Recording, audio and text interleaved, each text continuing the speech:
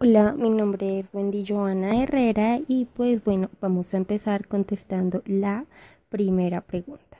Entonces, la primera pregunta es, ¿por qué responder a la pregunta por el Estatuto Científico de la Psicología, que es una necesidad de la época moderna?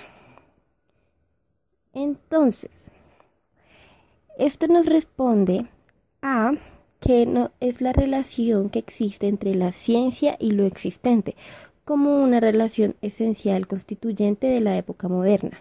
Esto significa que todo aquello que sea considerado por la modernidad como existente queda así propuesto como posible y esto explica por lo que es necesario. La segunda pregunta nos dice que dentro de las ciencias humanas, ¿qué es lo particular, lo propio de la psicología? Más aún, ¿cuál es su objeto de estudio? La psicología estudia más allá del comportamiento humano, es decir, por qué hace esto y por qué no hace esto, las acciones, las actitudes, los sentimientos, las emociones de estas personas, el por qué. Por medio de la psicología se estudia nuestro diario vivir, nuestra manera de pensar, de una manera subjetiva que se puede entender cómo lo son los pensamientos y las emociones. Claro está que esto no siempre puede dar un resultado exacto, pero sí trata de entender varias de nuestras acciones y así tratar de mejorar las que están mal vistas. Para definir más, lo que dije es la ciencia que estudia el comportamiento mediante los métodos científicos. Estos métodos son distintos de las especulaciones filosóficas y de lo que podríamos denominar las observaciones cotidianas a partir de las cuales se ha creado una especie de saber psicológico popular y acervo común. Entonces, nuestra tercera pregunta es, ¿qué lugar ocupa el psicoanálisis en este proyecto?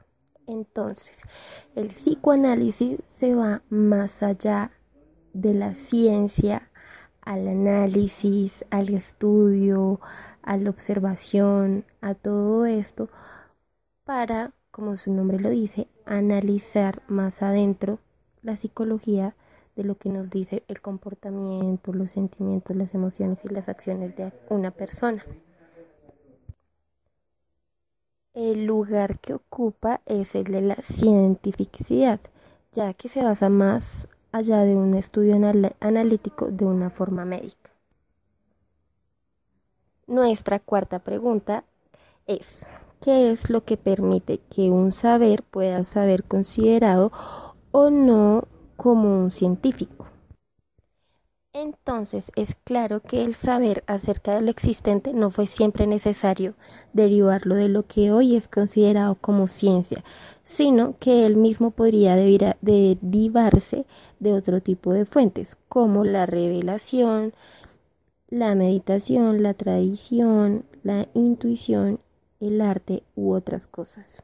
Dicho de otra manera, no fue necesario para apreciarse la ciencia moderna para que diese el saber, es decir, no es posible identificar ciencia y saber. ¿Cómo la ciencia da cabida a lo particular, a la singularidad? Esta es nuestra quinta pregunta.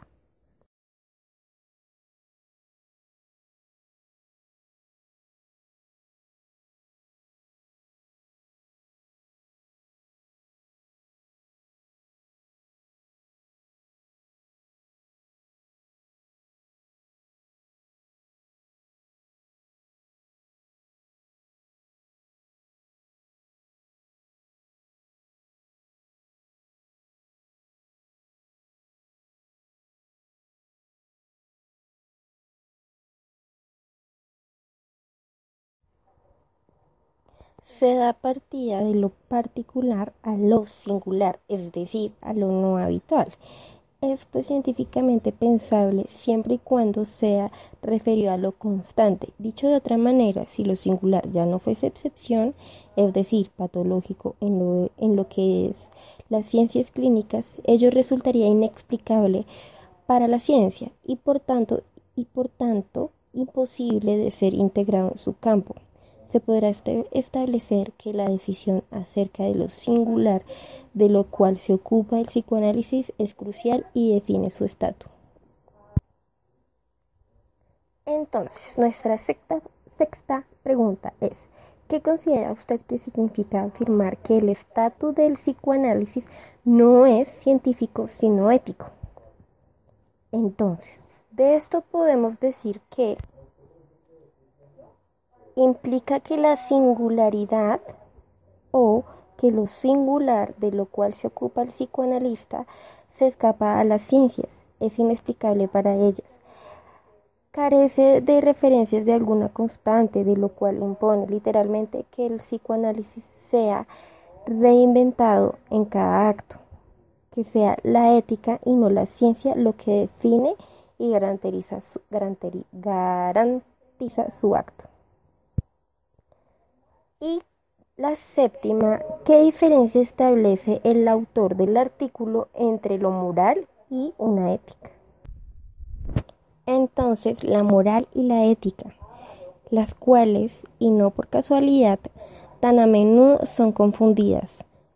Por la moral se entiende un código vigente de valoraciones que se hacen acerca de unos hábitos promovidos a la condición de constantes y que llegan a definir lo bueno y lo malo, para establecer unas reglas que son reglas de compromiso, es decir, hábitos morales.